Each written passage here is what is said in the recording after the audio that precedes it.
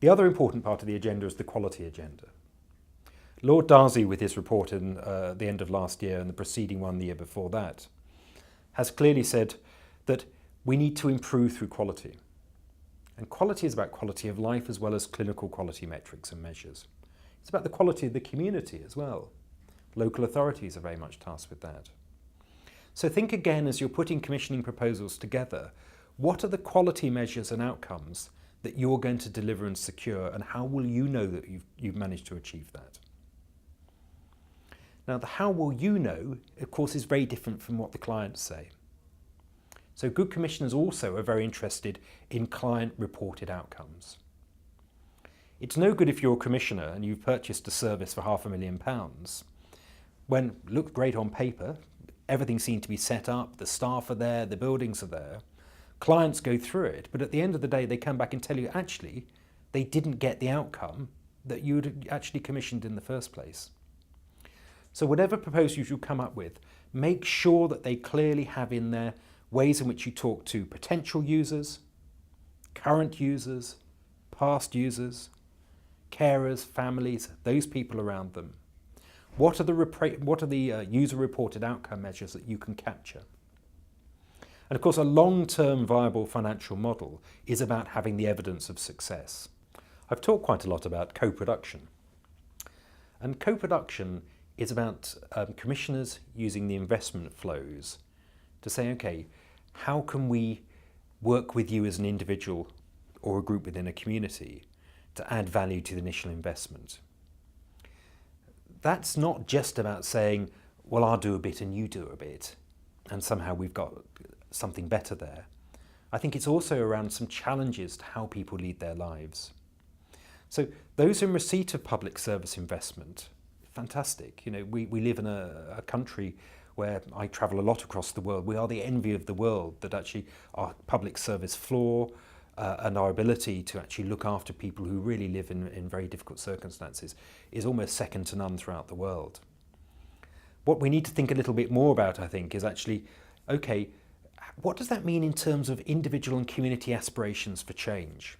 It's hard to change your lifestyle and to think of looking after yourself. But I think actually that's an element of co-production we've neglected to some degree.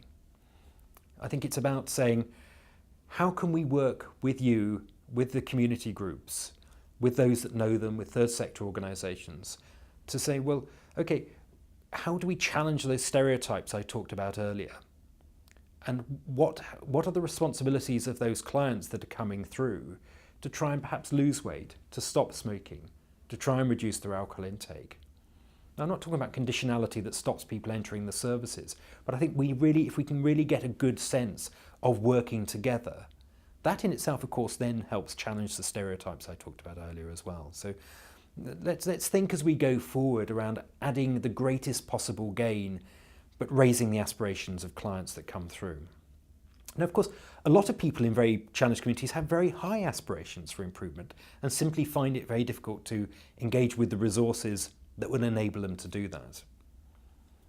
And I don't think commissioners should start from that point of saying, here's a community that has a poverty of aspiration. My experience is no communities have a poverty of aspiration. They have many aspirations. But often those aspirations aren't in the areas that we as public service investors would say are perhaps the right ones if they want to lead long, healthy and successful physical, social and emotional lives. So I think commissioners need to actually get out there and engage with communities and actually say, these are the problems you're facing, these are the resources you have. If you look around you, people are having much better outcomes than you are. How can we work with you to co-produce those sort of outcomes?